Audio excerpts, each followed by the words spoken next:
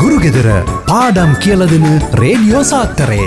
අද ප්‍රවීණ දේශක යුගාන්ත දසුන් සමඟ අපි ගණිතය ඉගෙන ගනිමු.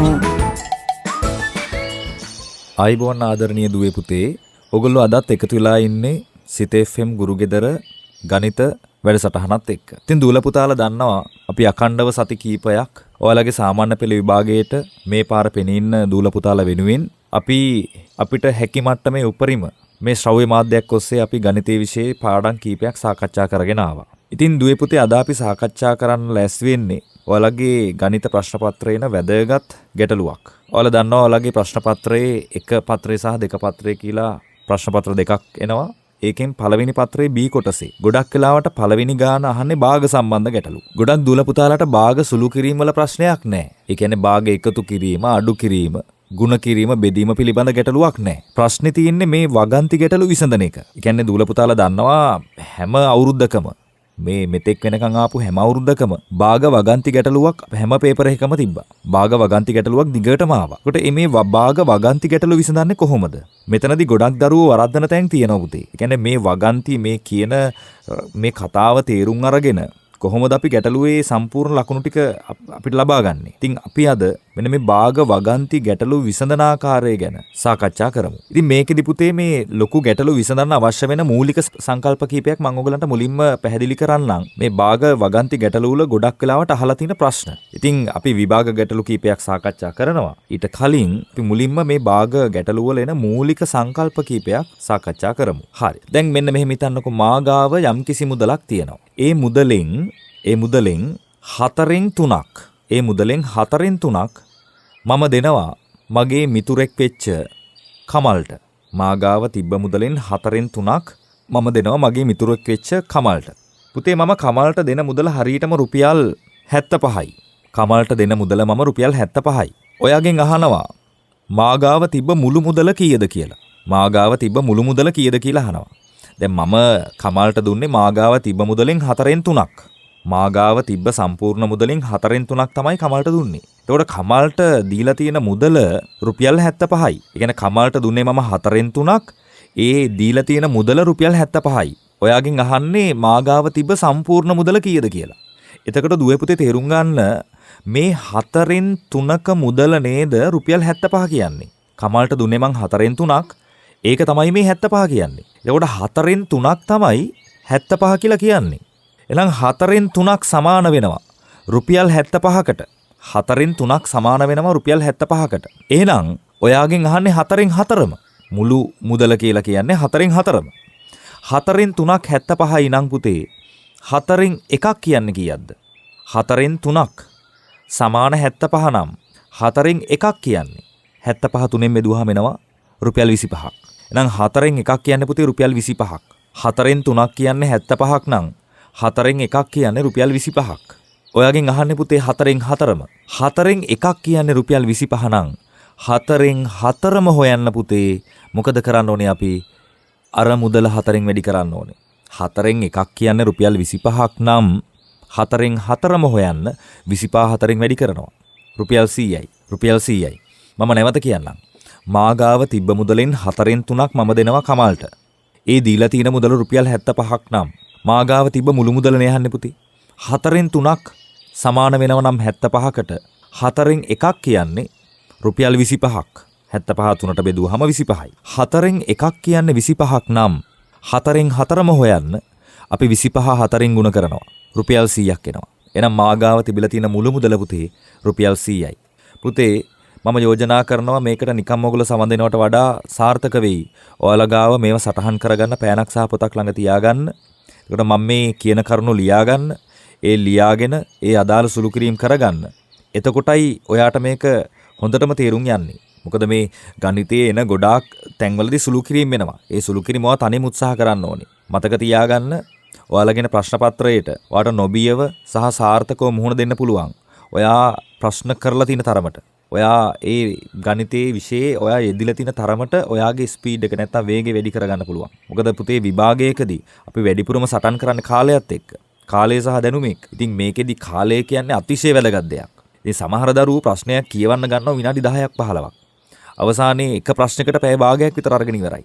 පුතාලා දන්නවා දෙවෙනි ප්‍රශ්න පත්‍රය ගත්තොත් එක ප්‍රශ්නයකට හම්බ වෙන්නේ විනාඩි 15කට ආසන්න කාලයක්. ඒකට මේ කාලය තුල ඔයා ප්‍රශ්නේ කියවලා සියල්ල කරගන්න ඕනේ පුතේ. ඉතින් මේකට ඔයාගේ ප්‍රැක්ටිස් එක තියෙන්න ඕන, පුහුණුවක් තියෙන්න ඕන. ඒක නිසා මම යෝජනා කරනවා තව ඔයගලට දන්නවා විභාගෙට තව ඉතා කෙටි කාලයක් තියෙන්නේ. පුතේ හැමදෑම අඩු ගානේ පැයක කාලයක්වත් ගණිතයේ විෂය සඳහා ඔයගොල්ලෝ වැය කරන්න ඕනේ. මේක ඔයගොල්ලෝ දන්නවා වෙනත් විෂයන් වගේ පාඩම් කරන්න දේවල් නැහැ. ඔයාට තියෙන ගැටලු විසඳන්න, ප්‍රශ්න පත්‍ර කරන්න, අලුත් ප්‍රශ්න හොයාගෙන කරන්න. ඒ කරන තරමට ඔයාගේ ප්‍රතිඵලය වැඩි වෙයි. ඔයා වැඩ කරන තරමට ඔයාගේ ප්‍රතිඵලය වැඩි වෙයි. ඒක නිසා පුතේ ඔයාගේ ජීවිතේන අතිශය තීරණාත්මක කාලයක් තමයි මේ ඇවිල්ලා තියෙන්නේ. විභාගෙට කෙටි කාලයක් තියෙනවා. ඉතින් මේ ඉතා කෙටි කාලය ඔයා උපරිම විදිහට කළමනාකරණය කරගන්න වෙනවා. මොකද ඔයාට තියෙන විෂය ප්‍රමාණයත් එක්ක. විෂයන් 9ක් එක්කයි ඔයගොල්ලෝ සටන් කරන්නේ. ගණිතේ විතරක්ම නෙමෙයි. තව විෂයන් 8ක් තියෙනවා. ඒකට මේ විෂයන් 9 ඔයා බෙදා ගන්න. හැම විෂයකටම සමබරක් දෙන්න. ඔයාට අමාරු විෂයන් තියෙනවා නම් ඒවට වැඩි බරක් දෙන්න. නැත්නම් සමහර දරුවෝ කරන්නේ Tamanට ලේසිම විෂය වැඩි කාලයක් වැය කරලා ලේසිම විෂය තමයි වැඩිපුර පාඩම් කරන්නේ. බෑ තේරුම් ගන්න විභාගෙදී ඔයා ගන්න ඒ ප්‍රමාණය, ඒ 8ද 7ද 9ද නේද? ඒකට ඒ කවුන්ට් එක වැඩි කරගන්න නම් ඔය හැම විෂයකටම එක හා සමාන බරක් දෙන්න ඕන. ඒක නිසා දුවේ පුතේ මේ කෙටි කාලේ උපරිම ප්‍රයෝජනය ගන්න. නේද? අනවශ්‍ය විදිහට කාලය වැය කරන්න එපා. පුළුවන් තරම් දවසේ කාලය බෙදාගෙන කාලසටහනක් හදාගෙන ඒ ඔයාගේ වැඩපිළිවෙල විභාගය දක්වාම අඛණ්ඩව කරගෙන යන්න. හරි. එහෙනම් දැන් මම හිතනවා දූල පුතාලා ගාව සටහනක් මේ සටහන් කරගන්න ඇති කියලා. දැන් අපි උදාහරණයක් සාකච්ඡා කරා. මම තව උදාහරණ කීපකින් පැහැදිලි කරන්නම් අපි මේ කීප කාරණාව. මාගාව යම් කිසි මුදලක් තියෙනවා. මේ මුදලෙන් මම තව උදාහරණයක් ගන්න අර කලින් අපි සාකච්ඡා කරා හා සමානව වගේ. මාගාව යම් කිසි මුදලක් තියෙනවා. ඒ මුදලෙන් 5න් 2ක් මම දෙනවා මගේ නංගිට. 5න් 2ක් මම දෙනවා මගේ නංගිට. මම නංගිට දෙනවා පුතේ රුපියල් 60ක්. නංගිට දීලා තියෙන රුපියල් 60ක්. එතකොට ඔයාගෙන් අහනවා මාගාව තිබිලා තියෙන මුළු මුදල කීයද කියලා. මාගාව තිබිලා තියෙන මුළු මුදල කීයද කියලා. එතකොට පුතේ නංගිට මම දීලා තියෙන 5න් 2ක්. 5න් 2ක් තමයි දීලා තියෙන්නේ. ඒ දීලා තියෙන මුදල තමයි රුපියල් 60. එහෙනම් තේරුම් ගන්න 5න් 2ක් සමාන වෙනවා 60කට. 5න් 2ක් සමාන වෙනවා 60කට. ඔයාගෙන් අහන්නේ 5න් 5ම. මුළු මුදල කියලා කියන්නේ 5න් 5ම. 5න් 2ක් සමානයි නම් 60කට. 5න් 1ක් සමානයි කීයකටද පුතේ? 5න් 2ක් සමාන නම් රුපියල් 60කට. 5න් 1ක් සමාන වෙනවා රුපියල් 30කට. 62ට බෙදුවා. 5න් 1ක් සමාන රුපියල් 30කට. ආයෙ මං කියනවා 5න් 2ක් මම නංගිට දුන්නේ. ඒ නංගිට දීලා තියෙන මුදල 60යි. එතකොට 5න් 2ක් සමානයි 60කට. එහෙනම් 5න් 1ක ප්‍රමාණය හොයන්න මොකද කරන්නේ? 62ට බෙදනවා 30යි. 5න් 2ක් සමානයි 60කට නම් 5න් 1ක් සමානයි 30කට. එහෙනම් 5න් 5ම හොයන්න පුතේ මොකද කරන්න ඕනේ? 30 5න් වැඩි කරන්න ඕනේ. එතකොට එනවා රුපියල් 150ක්. 5න් 1ක් සමානයි නම් 30කට. 5න් 5ම හොයන්න 30 5න් වැඩි කරනවා රුපියල් 150යි. මම තව උදාහරණයක් ගන්නම්. ඉඩමකින් 7න් 4ක් පුතාලා මේව සටහන් කරගන්න දල වශයෙන් හරි එතකොට වැඩි ලේසි. ඉඩමකින් 7න් 4ක් බෙදලා දෙනවා තමන්ගේ පුතාට. තාත්තා කෙනෙක් එයාගේ ඉඩම සමාන කොටස් 7කට බෙදලා එකෙන් 4ක් දෙනවා පුතාට. පුතාට ලැබිච්ච කොටස පුතේ වර්ගඵලය ගත්තොත් ඔයාට කියනවා ඒකේ වර්ගඵලය වර්ග මීටර 100යි කියලා. පුතාට ලැබිච්ච කොටසේ වර්ගඵලය වර්ග මීටර 100යි. දැන් පුතාට දුන්නේ මම 7න් 4ක්. තාත්තා මේ දීලා තියෙන 7න් 4ක්. ඒ 7න් 4ක් තමයි මේ වර්ග මීටර 100 කියලා කියන්නේ. 7න් 4ක් තමයි වර්ග මීටර 100 කියලා කියන්නේ. එහෙනම් 7න් 1ක ඔයාගෙන් අහන්නේ දැන් මෙතන මුළු ඉඩමේ ප්‍රමාණය හරි. තාත්තගේ තිබිලා තියෙන මුළු ඉඩමේ ප්‍රමාණය තමයි අහන්නේ. ඒකට 7න් 4ක් පුතේ වර්ග මීටර 100 නම් 7න් 4ක් වර්ග මීටර 100 නම් 7න් 1ක් 7න් 4ක් වර්ග මීටර 100 නම් 7න් 1ක් සමාන වෙන්නේ වර්ග මීටර කීයකටද? 104න් බෙදනවා 25යි. එතකොට පුතේ ඉඩමෙන් 7න් 1ක් සමාන වෙනවා වර්ග මීටර 25කට. 7න් 1ක් සමාන වෙනවා වර්ග මීටර 25කට. ඔයාගෙන් අහන්නේ පුතේ ඉඩමේ සම්පූර්ණ ප්‍රමාණය. ඒ කියන්නේ 7න් 7ම. එහෙනම් මොකද කරන්න ඕන? 7න් 1ක් සමාන නම් 25කට 7න් 7ම හොයන්න. 25 7න් වැඩි කරන්න ඕනේ. 25 7න් වැඩි කරන්න ඕනේ. අන්න එතකොට එනවා පුතේ මුළු ඉඩමේ ප්‍රමාණය වර්ග මීටර 175යි කියලා. වර්ග මීටර 175යි කියලා. අය මං කියනනම් 7න් 4ක් සමානයි 100කට. මේකේ දීලා තියෙන්නේ පුතාට ඉඩමෙන් 7න් 4ක්.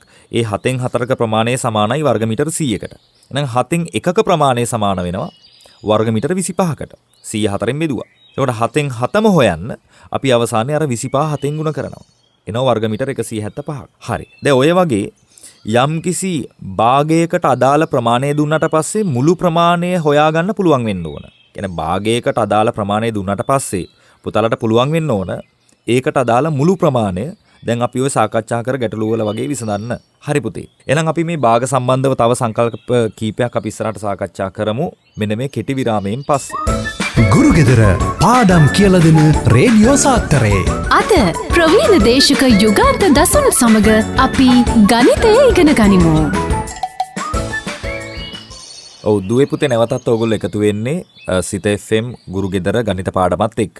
විරාමයට කලින් අපි සාකච්ඡා කරා යම්කිසි භාගයක ප්‍රමාණය දුන්නට පස්සේ ඊට අදාළ මුළු ප්‍රමාණය හොයන හැටි. පුතාලා දන්නවා දැන් අද අපි කතා කරන්නේ භාග වගන්ති ගැටලුනේ.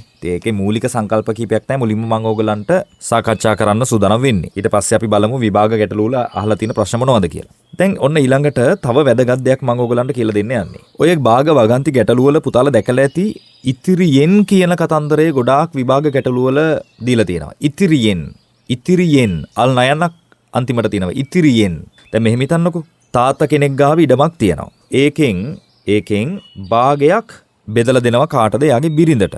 ඉඩම හරියටම දෙකට බෙදලා භාගයක් දෙනවා බිරිඳට. ඉතුරු කොටස තියෙනවනේ. ඒ ඉතිරියෙන් 3න් එකක්. ඒ කියන්නේ 3කට බෙදලා ඒකෙන් එකක් දෙනවා යාගේ දුවට. ඉතිරියෙන් 3න් එකක්. භාගයක් බිරිඳට දුන්නට පස්සේ ඉතිරියෙන් 3න් එකක් දෙනවා කාටද? දුවට. දැන් ඔයාගෙන් අහනවා පුතේ මේ දුවට ලැබිච්ච ඉඩමේ ප්‍රමාණය සම්පූර්ණ ඉඩමෙන් කොච්චර පංගුවක්ද කියලා. මේ දුවට හම්බ වෙච්ච ප්‍රමාණය මුළු ඉඩමෙන් කීයෙන් පංගුවක්ද කියලා අහනවා ඔයාගෙන්. දැන් මේකෙදි පුතාලා දැනට ඔයාලා ගාව ලියා ගන්න කොලයක් පෑනක් තියෙනවා නම් පොඩි රූප සටහනක් ඇඳගත්තොත් ඔයා නිකන් ඉඩමක් ඇඳගෙන ඍජුකෝණාශ්‍රාකාර හැඩයට ඒක දෙකට බෙදුවා. එතකොට ඒකෙන් හරියටම භාගයක් බිරිඳට දෙනවා. ඉතුරු භාගයේ තියෙනවනේ. ඒ ඉතුරු භාගයේ සමානව 3කට බෙදන්න. ඒ 3න් එකක් වෙන් කරොත් ඒක තමයි දුවට දෙන්නේ. ඒතර මේ රූප සටහන අධ්‍යයනය කළොත් පුතාලට තේරෙයි මේ දුවට ලැබිලා තියෙන සම්පූර්ණ ප්‍රමාණය, මේ දුවට ලැබිලා තියෙන කොටස මේ මුළු ඉඩමෙන් ගත්තොත් පුතේ 6න් එකක කොටසක් නේද? ඒක පුතාලා රූප සටහන හරියට බලන් හිටියොත් පුතාලට පැහැදිලි වෙයි.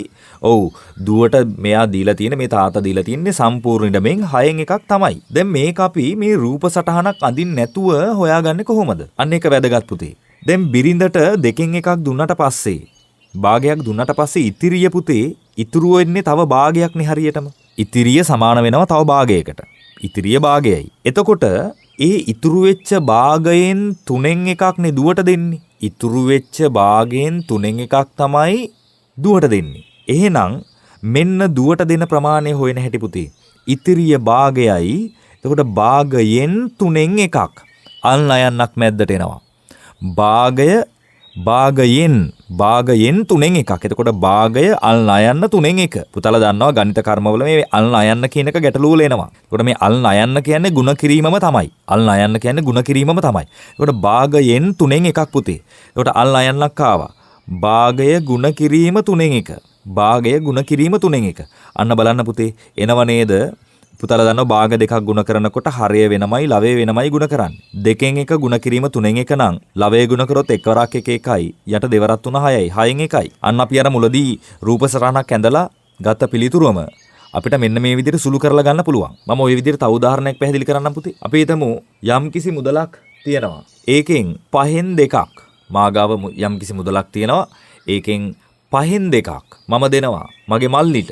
5න් 2ක් දෙනවා මල්ලිට. ඒකට 5න් 2ක් පුතේ මල්ලිට දුන්නට පස්සේ කීයක් ඉතුරු වෙනවද තව? ඉතිරිය වෙන්නේ කීයද? 5න් 3යි. 5න් 2ක් දුන්නට පස්සේ ඉතුරු වෙන්නේ කීයද? 5න් 3යි.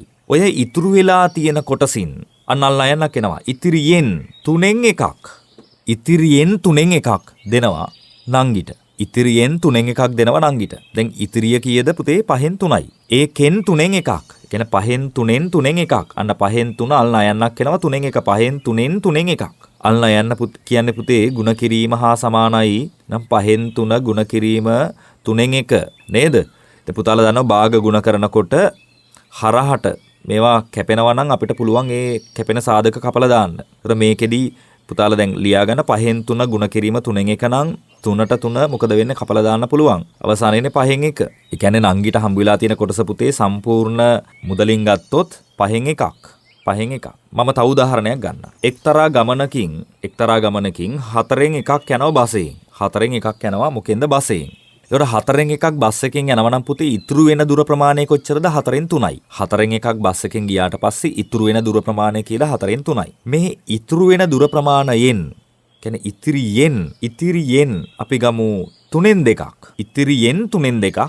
එයා යනවා එයාගේ බයිසිකලෙන්. දැන් පුතේ 4න් එකක් බස් එකෙන් ගියාට පස්සේ තේරුම් ගන්න 4න් එකක් බස් එකෙන් ගියාට පස්සේ ඉතුරු වෙන්නේ 4න් 3යිනේ. ඉතිරි වෙන්නේ 4න් 3යි. ඒකට ඔය ඉතිරි වෙච්ච දුරින් 3න් 2ක් යනවා බයිසිකලෙන්. ඒ කියන්නේ 4න් 3න් 2ක් යනවා බයිසිකලෙන්. 4න් 3න් 2ක්. අන්න එතනත් පුතේ තේරෙනවා භාග දෙක මැද්දට අල් නයන්නක් එනවා. 4න් 3න් අල් නයන්නක් එනවා. 3න් 2ක්. එතකොට අල් නයන්න කියන්නේ ಗುಣ කිරීම හා සමානයි පුතේ.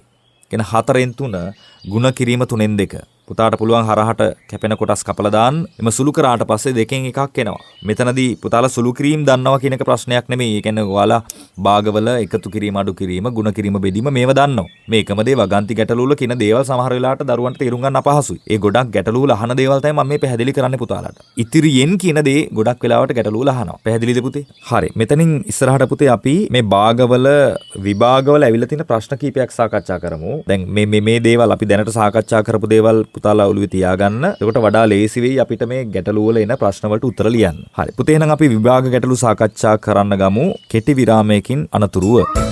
ගුරුගෙදර පාඩම් කියලා දෙන රේඩියෝ සාත්තරේ. අද ප්‍රවීණ දේශක යුගාන්ත දසුන් සමග අපි ගණිතය ඉගෙන ගනිමු. ඔව් දුවේ පුතේ නැවතත් විරාමයෙන් පස්සේ ඔයගොල්ලෝ එකතු වෙලා ඉන්නේ සිත FM ගුරුගෙදර ගණිත පාඩමත් එක්ක. ඉතින් විරාමයට කලින් අපි භාගව ගන්ති ගැටලු වල මූලික සංකල්ප කිපයක් සාකච්ඡා කරේ. අපි දැන් සාකච්ඡා කරමු පුතේ විභාගයට ඇවිල්ලා තියෙන ඔයගොල්ලන්ගේ ප්‍රශ්නයක් 2014 සාමාන්‍ය පෙළ විභාගෙදී 2014 සාමාන්‍ය පෙළ විභාගයේ පළවෙනි ප්‍රශ්න පත්‍රයේ B කොටසේ පළවෙනි ගාන. මේ භාග වගන්ති ගැටලුවත් එක්ක පුතේ සමහර වෙලාවට භාග සුළු කිරීමක් අහනවා. භාග සුළු කිරීම වල මම දන්නවා දූල පුතාලාට එහෙම ප්‍රශ්නයක් නැහැ. භාග සුළු කිරීම ගොඩාක් දරුවන්ට කරගන්න පුළුවන්. මේකම ගැටලුව වෙන්නේ මේ වගන්ති ගැටලු. වගන්ති ගැටලුවට ගොඩක් දරුවෝ සම්පූර්ණ ලකුණු ගන්නව අඩුයි. ඒක නිසා අපි ඒකෙත් බලමු වගන්ති ගැටලුවට ඇවිල්ලා තියෙන්නේ මොකද්ද කියලා. මේකේ ඔන්න කියනවා පාස් පේපර්ස් පොත් නැති දරුවෝ මේක ලියාගත්තත් ප්‍රශ්නයක් නැහැ.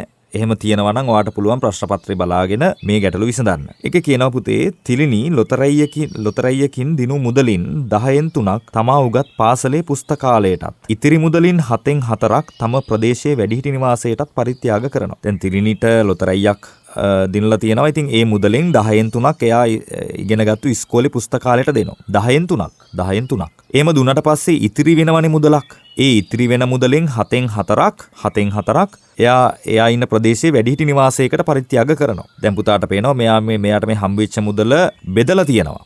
ඉස්කෝලේ පුස්තකාලයටත් දීලා තියෙනවා. ඒ වගේම ප්‍රදේශයේ වැඩිහිටි නිවාසයකටත් පරිත්‍යාග කරලා තියෙනවා. එතකොට මේකේ ප්‍රශ්න කීපයක් අහනවා. වැඩිහිටි නිවාසයට පරිත්‍යාග කළේ දිනු මුදලින් කවර භාගයක්ද? දැන් පුතේ මේ ගැටලුවේ මෙන්න මෙහෙම දෙයක් කිව්වනේ. ලොතරැය දිනු මුදලින් 10න් 3ක් පුස්තකාලයට දෙනවා. කොච්චරද 10න් 3ක්? ඉස්කෝලේ පුස්තකාලයට දෙනවා. එහෙම දුන්නට පස්සේ මෙයාට කොච්චර කොටසක් ඉතුරු වෙනවද? 10න් 3ක් පුස්තකාලයට දුන්නට පස්සේ පුතේ 10න් 7ක් මෙයා ගාව ඉතුරු වෙනවා. 10න් 3ක් පුස්තකාලයට දුන්නට පස්සේ 10න් 3ක් දුන්නට පස්සේ 10න් 7ක් ඉතුරුයි. ඒ ඉතිරි මුදලින් 7න් 4ක් තමයි පුතේ වැඩිහිටි නිවාසයට බෙදන්නේ. ඉතිරි මුදලින් 7න් 4ක්. අන්න තේරුම් ගන්න. ඉතිරියෙන් 7න් 4ක්. අර මං කිව්ව දේ එනවා. ඉතිරි මුදලින් 7න් 4ක්. එතකොට ඉතිරිය කොච්චරද? පුතේ 10න් 3ක් පුස්තකාලයට දුන්නට පස්සේ 10න් 7ක් නේ ඉතුරු වෙන්නේ. එතකොට ඒ 10න් 7න් 4ක් තමයි මෙයා වැඩිහිටි නිවාසයට දෙන්නේ. ඉතිරියෙන් අල් නයන්නක් එනවා 10න් 7න් 4ක්. 10න් 4ක්. 10න් 7 මැද්දට අල් නයන්න 7න් 4 නේද? ඉතිරියෙන් 7න් 4ක්. ආයෙ මං කියනවා 10න් 3ක් ඉස්කෝලේ පාසලේ පුස්තකාලයට දුන්නට පස්සේ 10න් 3ක් පුස්තකාලයට දුන්නට පස්සේ ඉතුරු වෙන්නේ පුතේ 10න් 7යි. ඒ ඉතිරියෙන් 7න් 4ක්. එතකොට ඉතිරිය වෙන්නේ පුතේ 10න් 7යි. ඒකෙන් 7න් 4ක්. කියන්නේ 10න් 7ක්. අල් නයන්නක් මැදට එනවා. 10න් 7 අල්නයන කියන ಗುಣ කිරීම 7න් 4 අපිට පුළුවන් 7ට 7 කපලා දාන්න තල සුළු කිරීම කරගන්න ඉතුරු වෙනවා 10න් 4ක් අපිට ඒකත් අවශ්‍ය නම් 10යි 4යි දෙකෙන් බෙදලා කපලා දාන්න පුළුවන් මේක 10න් 4ම කියලා ගමු දැනට එහෙනම් මෙයා පුතේ වැඩිහිටි නිවාසයට දීලා තියෙන්නේ එයා දිනු මුදලින් හරියටම 10න් 4ක් ඊළඟ ප්‍රශ්නේදී අහනවා තිලිනි පරිත්‍යාග කළ මුළු මුදල දිනු මුදලින් කවර භාගයක්ද කියලා එයා පරිත්‍යාග කරලා තියෙන මුළු මුදල දැන් පුතාලා දන්නවා මේ ගැටලුවේ හැටියට එයා පරිත්‍යාග කරලා තියෙනවා ස්ථාන දෙකකට පාසලේ පුස්තකාලයට දෙවනුව වැඩිහිටි නිවාසයකට. එතකොට මේ දෙකටම පරිත්‍යාග කළ මුදල හොයන්න නම් ওই දෙකම එකතු කරන්න ඕන. ඒ කියන්නේ පාසලට දුන්නනේ 10න් 3ක්, පාසලේ පුස්තකාලයට 10න් 3ක් දුන්නා. ඊට පස්සේ පුතේ වැඩිහිටි නිවාසයට අපි හොයාගත්ත 10න් 4යි කියලා. එතකොට පරිත්‍යාග කළ මුළු මුදල හොයන්න 10න් 3යි 10න් 4යි එකතු වෙන්න ඕන. 10න් 3යි 10න් 4යි එකතු වෙන්න ඕන. එතකොට එනවා 10න් 7ක්. එහෙනම් පුතේ මෙයා පරිත්‍යාග කරලා තියෙන මුළු මුදල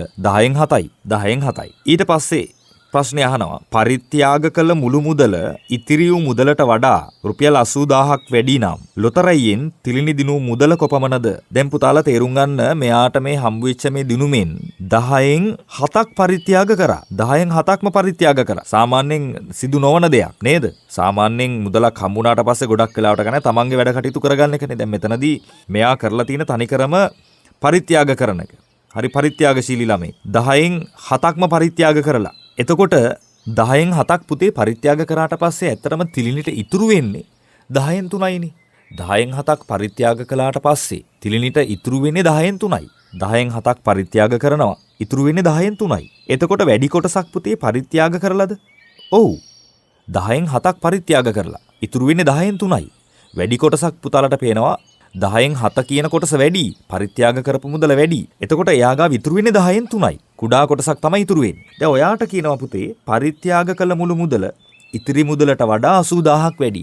ඇත්තටම පුතේ පරිත්‍යාග කරලා තියෙන මුදල වැඩි මේකෙදි. එතකොට මේකේ කියනවා ඉතිරි වෙච්ච මුදලට වඩා පරිත්‍යාග කරලා තියෙන මුදල රුපියල් 80000කින් වැඩි. එතකොට ඔය කියන්නේ වෙනසක් ගැනනේ. පරිත්‍යාග කරලා තියෙන මුදල සහ ඉතිරි වෙච්ච මුදල ගත්තොත් ඔය දෙක අතර වෙනස පුතේ රුපියල් 80000 කියලා තමයි මෙයා මේ නොකිය කියන්නේ. ඔය දෙක අතර වෙනස 80000යි කියලානේ කියන්නේ. ඉතිරි වෙච්ච මුදලට වඩා පරිත්‍යාග කරලා තියෙන මුදල 80000කින් වැඩි කිව්වහම ඕන කෙනෙක්ට පැහැදිලි මේ දෙක අතර වෙනස තමයි පුතේ මෙයා මේ 80000 කියලා කියන්නේ. එහෙනම් පරිත්‍යාග කළ මුදල සහ ඉතිරි වෙච්ච මුදල අතර වෙනස හොයන්න මොකද කරන්න ඕනේ පුතේ? 10න් 7ක් පරිත්‍යාග කරා. ඊට පස්සේ 10න් 3ක් මෙයා ගාව ඉතුරු වුණා. ඒතර ඔය දෙක අතර වෙනස ගත්තොත් 10න් 7 10න් 3 වෙනසක් හොයන්න පුතේ භාග දෙක අඩු කරන්න ඕනනේ. ඒකට 10න් 7 අඩු කිරීම 10න් 3 10න් 7 අඩු කිරීම 10න් 3 කියන වෙනස එනවා පුතේ 10න් 4ක්. වෙනස එනවා 10න් 4ක්. එතකොට ඔය වෙනස ඔය 10න් 4 නේද මෙයා මේ පුතේ 80000 කියන්නේ. 10න් 4ක් නේ වෙනස ආවේ. ඒ වෙනස නේද මෙයා මේ 80000 කියන්නේ. පුතේ එහෙනම් 10න් 4ක් 80000 නම් 10න් 4ක් 80000 නම් පුතේ 10න් එකක් හොයන්න මොකද කරන්න ඕන? 80000 4න් බෙදනවා. 80000 4න් බෙදනවා. 10න් 4ක් සමානයි නම් 80000කට. 10න් එකක් සමානයි රුපියල් 20000කට. 80000 4න් බෙදුවම එනවා 20000ක්. එහෙනම් ඔයාගෙන් අහන්නේ පුතේ මේ තිලිනි ලොතරැයියෙන් දිනු සම්පූර්ණ මුදල. පුතේ 10න් එකක් කියන්නේ 20000 නම් 10න් එකක් කියන්නේ 20000 නම් පුතේ 10න් 10ම හොයන්න මොකද කරන්න ඕන? 10න් එකක් 20000 නම් 10න් 10ම හොයන්න 20000 10න් වැඩි කරනවා. එනවා පුතේ ලක්ෂ දෙකක්. එනවා ලක්ෂ දෙකක්. 10න් එකක් කියන්නේ 20000 නම් 10න් 10ම හොයන්න 20000 10න් ගුණ කරනවා ලක්ෂ දෙකක් එනවා. එහෙනම් මෙයා මේ ලොතරැයියෙන් දීලා තියෙන මුළු මුදල පුතේ ලක්ෂ දෙකයි. ලක්ෂ දෙකයි. හරි. එතකොට පුතේ අපි සාකච්ඡා කරේ 2014 සාමාන්‍ය පෙළ විභාගයේ ප්‍රශ්න පත්‍රයට ඇවිල්ලා තියෙන භාග ගැටලුවක්. දැන් ඊළඟට මම සාකච්ඡා කරනවා 2016 ප්‍රශ්න පත්‍රය. ඔයාලා ගාව තියෙනවා නම් ප්‍රශ්නේ පෙරලා ගන්න 2016 සාමාන්‍ය පෙළ විභාගයේ පළවෙනි ප්‍රශ්න පත්‍රයේ B කොටසේ පළවෙනි ගාන. B කොටසේ පළවෙනි ගාන. 2016. ඒකේ කියනවා මෙහෙම. කිත්සිරි මහතා ප්‍රජා මධ්‍යස්ථානයකට මුදල් පරිත්‍යාගයක් කළේය. ඒකෙත් පරිත්‍යාග කරන කතාවක් කියන්නේ. කිත්සිරි මහතා ප්‍රජා මධ්‍යස්ථානයකට මුදල් පරිත්‍යාගයක් කළේය. ඔහු පරිත්‍යාග කළ මුළු මුදලින් 9න් 2ක් සංගීත භාණ්ඩ මිලදී ගැනීම සඳහාද 2න් 1ක් ක්‍රීඩා භාණ්ඩ මිලදී ගැනීම සඳහාද යොදා ගැනිනි. මේ පරිත්‍යාග කරපු මුදලෙන් පුතේ 9න් 2ක් සංගීත භාණ්ඩ ගන්නවා. 2න් 1ක ක්‍රීඩා භාණ්ඩ මිලදී ගන්නවා. පළවෙනි ප්‍රශ්නෙන් අහනවා මුළු මුදලින් කවර භාගයක් සංගීත භාණ්ඩ සහ ක්‍රීඩා භාණ්ඩ මිලදී ගැනීම සඳහා යොදා ගැනුනේ දැයි සොයන්න. හරිම සරලයි. 9න් 2ක සංගීත භාණ්ඩ ගත්තා. 2න් 1ක ක්‍රීඩා භාණ්ඩ ගත්තා. එහෙනම් ඔය දෙක සඳහාම යොදා ගැනිච්ච මුදල හොයන්න නම් 9න් 2 එකතු කරන්න ඕනේ 2න් 1ට. 9න් 2යි 2න් 1යි එකතු කරන්න ඕනේ. භාග එකතු කිරීම පුතාලට ප්‍රශ්නයක් නැහැ. හරය සමාන කරගන්න ඕනේ. පොදු හරය 18 විදිහට ගන්න පුළුවන්. ඒකට 18න් 4 එකතු කිරීම 18න් 9. එතකොට එනවා 18න් 13ක්. ඒ කියන්නේ 9න් 2යි 2න් 1යි පුතාලා එකතු කරන්න. පොදු හරය 18 අරගෙන. එනවා 18න් 13ක්. පුතාලට මම දන්නවා මේ සුළු කිරීම වල ප්‍රශ්නයක් නැහැ. මේ ගැටලු වෙන්නේ මේ වගන්තිවල කියන කාරණා තේරුම් ගන්න එක. එතකොට භාග එකතු කිරීම පුතාලා 6 වසරේ ඉඳලම ඉගෙන ගන්නවා. පහේ පන්ති ඉඳලම. ඒක නිසා එකතු කිරීම අඩු කිරීම නෙමෙයි මෙතන ප්‍රශ්නේ තියෙන්නේ. මේක තේරුම් ගන්න එකේ. එනම් පුතේ සංගීත භාණ්ඩ වලටයි ක්‍රීඩා භාණ්ඩ වලටයි මිලදී ගන්න මේගොල්ලෝ වැය කරලා තියෙනවා 18න් 13ක්. ලොකු කොටසක්. 18න් 13ක්ම වැය කරලා තියෙන සංගීත භාණ්ඩ ගන්නයි ක්‍රීඩා භාණ්ඩ ගන්නයි. ඊට පස්සේ ඔන්න දෙවෙනි කොටස කියනවා මෙහෙම. ඉතිරි වූ මුදලින් පහෙන් එකක් පුස්තකාලයට පොත් මිලදී ගැනීම සඳහා යොදා ගැනිනි. ඉතිරි වූ මුදලින් පහෙන් එකක්. ඉතිරි වූ මුදලින් පහෙන් එකක්. තේරුම් ගන්න. ඉතිරි වූ මුදලින් අන්න පුතේ ඉතිරියෙන් කියන කතාව නැවත නැවතෙනවා. එතකොට පුතේ 18න් 13ක් වැය කරා නම් අර ක්‍රීඩා භාණ්ඩ සහ සංගීත භාණ්ඩ ගන්න. ඉතිරි වෙන්නේ කොච්චරක්ද? 18න් 5යි නේද? 18න් 13ක් අර දෙකට වැය වුණා නම් 18න් 13ක් වැය වුණා නම් ඉතුරු වෙන්නේ තව 5යි. 18න් 5යි. ඒ ඉතිරි වෙච්ච 18න් 5න් ඉතිරි වෙච්ච 18න් 5න් එකක් පුස්තකාලයට පොත් ගන්න වැය කරනවා. එතකොට 18න් 5න් එකක්. 18න් 5න් එකක්. අන්න මැද්දට අල්ලන අයන්නක් එනවා. ඉතිරියෙන් 5න් එකක් කියලානේ පුතේ කිව්වේ. එතකොට ඉතිරිය තේරුම් ගන්න 18න් 13ක් වැය කරා නම් ඉතුරු වෙන්නේ තව 18න් 5යි. ඒ 18න් 5 ගැන තමයි මේ කියන්නේ. 18න් 5න් එකක්. ඉතිරියෙන් 5න් එකක්. 18න් 5න් එකක්. අන්න සුළු කරාට පස්සේ පුතාට පේනවා 5ට 5 අපිට කපලා දාන්න පුළුවන්. ඉතුරු වෙනවා 18න් එකක්. ඒ කියන්නේ අවසාන උත්තරේ ඉන්නේ 18න් එකක්. ඒ කියන්නේ පුස්තකාලයට පොත් මිලදී ගන්න මෙයා වැය කරලා තියෙනවා 18න් එකක්. පුතේ ඊළඟ ප්‍රශ්නේ බලන්න. පොත් මිලදීගත් පසු ඉතිරි වූ මුදල ප්‍රජා මධ්‍යස්ථානයේ පිළිසකර කිරීම සඳහා යොදා ගැනිනි. දැන් තේරුම් ගන්න පුතේ පොත් මිලදී ගත්තට පස්සේ ඉතුරු වෙච්ච මුදල මේ පිළිසකර කරන්න යොදා ගන්නවා. දැන් මුලින්ම තේරුම් ගන්න ඕන මේ තිබ්බ මුදල මොනවටද යෙදෙව්වේ කියන එක. ක්‍රීඩා භාණ්ඩ ගන්නත් මේ සල්ලි ටික යෙදෙව්වා. සංගීත භාණ්ඩ ගන්නත් යම්කිසි කොටසක් වැය කරා. ඒ වගේම පුස්තකාලයට පොත් ගන්නත් යම්කිසි මුදලක් වැය කරා. එතකොට මෙතනදී තේරුම් ගන්න කාරණා තුනකට පුතේ මේ මුදල් වැය කරලා තියෙනවා. මොනවාද කාරණා තුන? සංගීත භාණ්ඩ ගන්න, ක්‍රීඩා භාණ්ඩ ගන්න, අන්තිමටම පුස්තකාලයට පොත් ගන්න. දැන් ගොඩක් දරුවන්ට වෙන්නේ ගැටලුවේ අවසානයේට යනකොට මූලික දේවල් ටික මුලින්ම කියපු දේවල් ටික අමතක වෙනවා. දැන් මේකෙදි අපි මුලින්ම හෙව්ව සංගීත භාණ්ඩ සහ ක්‍රීඩා භාණ්ඩ ගන්න 18න් 13ක් වැය කරා කියලා. ඊට පස්සේ අපි හෙව්ව පුස්තකාලයට පොත් ගන්න වැය කරපු මුදල 18න් 1යි කියලා. එතකොට පුතේ කාරණා තුනකට මෙයා මුදල් වැය කරලා තියෙනවා. මොනවාද කාරණා තුන? සංගීත භාණ්ඩ ගන්න, ක්‍රීඩා භාණ්ඩ ගන්න සහ පුස්තකාලයට. එතකොට මේ සියල්ලටම වැය කරපු මුදල හොයන්න නම් මොකද කරන්න ඕනේ? අර 18න් 13. ඒ කියන්නේ 18න් 13ක් ආවේ අර සංගීත භාණ්ඩ සහ ක්‍රීඩා භාණ්ඩ ගන්න. ඊට අමතරව පුස්තකාලයට. ඒකට 18න් එකක් වැය වුණා. එතකොට මේ දෙකටම වැය කරලා තිනවා 18න් කීයක්ද? 14ක්. 18න් 13ට එකතු කරන්න ඕන 18න් එකක්. එතකොට එනවා 18න් 14ක්. එහෙනම් 18න් 14ක් වැය කරාට පස්සේ පුතේ අවසානයේ මෙයා ගාව ඉතුරු වෙන්නේ 18න් 4යි නේද? 18න් 14ක් වැය කරාට පස්සේ ඉතුරු වෙන්නේ තව 4යිනේ. එතකොට 18න් 4ක් තමයි අවසානයේ ඉතුරු වෙන්නේ. ඒ ඉතිරි වෙන මුදල තමයි මෙයා මේ ප්‍රජා මධ්‍යස්ථානයේ පිළිසකර කරන්න යොදාගන්නේ. එහෙනම් ඔයාගෙන් මේ ප්‍රශ්නේ අහන්නේ මේ ප්‍රජා මධ්‍යස්ථානයේ පිළිසකර කරන්න යොදාගත්තු කොටස කීයද කියන එක. එහෙනම් ඒක කීයද පුතේ? 18න් 4යි. ඒක හොයපු විදිය තේරුම් ගන්න. 18න් 3යි 18න් 1යි එකතු කරාට පස්සේ 18න් 14ක් ආවා. 18න් 14ක් වැය කරාට පස්සේ ඉතුරු වෙන්නේ තව 4යි. එහෙනම් 18න් 4ක් තමයි මේ මධ්‍යස්ථානයේ පිළිසකර කරන්න යොදාගන්නේ. ඒ ගැටලුවේ පුතේ අවසාන ප්‍රශ්නය. පිළිසකර කිරීම සඳහා වැය වූ මුදල රුපියල් 20000 නම් කිස්සිරි මහතා පරිත්‍යාග කළ මුළු මුදල සොයන්න. දැන් අපි හොයාගත්ත කලින් ගැටලුවේ පුතේ පිළිසකර කිරීම සඳහා කොච්චර කොටසක් මෙයා යොදාගත්තද කියන එක. අපිට ආව 18න් 4ක්. කියන්නේ පිළිසකර කරන්න යොදාගෙන තියෙනවා මේ මුදලින් 18න් 4ක්. ඒ යොදාගෙන තියෙන මුදල මෙයා කියනවා රුපියල් 20000යිලු. එහෙනම් මේ 18න් 4ක මුදල තමයි පුතේ මේ 20000 කියලා කියන්නේ. 18න් 4ක් සමාන වෙනවා කීයකටද? 20000කට. 18න් 4ක් සමාන වෙනවා කීයකටද? 20000කට. එහෙනම් 18න් එකක් හොයන්න මොකද කරන්න ඕනේ? 20000 4න් බෙදනවා. දැන් මේ සංකල්ප ටික මම මේ මුලින්ම ඔයගලන්ට සාකච්ඡා කරා. 18න් 4ක් 20000 නම් 18න් එකක් හොයන්න 20000 4න් බෙදනවා. රුපියල් 5000යි. එහෙනම් ඔයාගෙන් අහන්නේ මුළු මුදල 18න් 18ම. 18න් එකක් කියන්නේ පුතේ 5000 නම් 18න් එකක් කියන්නේ 5000 නම් 18න් 18ම හොයන්න 5000 18න් වැඩි කරන්න ඕන. 5000 18න් වැඩි කරන්න ඕන. අන්න එතකොට එනවා රුපියල් 90000ක්. එනම් මෙයා පරිත්‍යාග කරලා තියෙන මුළු මුදල පුතේ රුපියල් 90000යි. එනම් පුතාලාට තේරෙනවා අපි අර මුලදී සාකච්ඡා කරපු සංකල්ප මේ ගණන් ඇතුලේ තියෙනවා. ඉතිරි යෙන් කියන එක තියෙනවා. නේද? යම්කිසි භාගයක වටිනාකම දුන්නට පස්සේ මුළු ප්‍රමාණය යන කොටස් තියෙනවා. ඉතින් පුතාලා ওই දේවල් තේරුම් අරගෙන තව විභාග ගැටලු කීපයක් ඔයගොල්ලෝ ගෙදර ඉන්න ගමන් වෙලාවක් අරගෙන ඔයගොල්ලෝ තනියම උත්තර ලියන්න උත්සාහ කරන්න. එහෙනම් පුතේ අපි ලබන සතියේත් මේ වගේ ගණිත පාඩමකින් එකතු වෙමු. එතෙක් ඔබට සුබ දවසක්. ගුරුගෙදර පාඩම් කියලා දෙන රේඩියෝ සාත්තරේ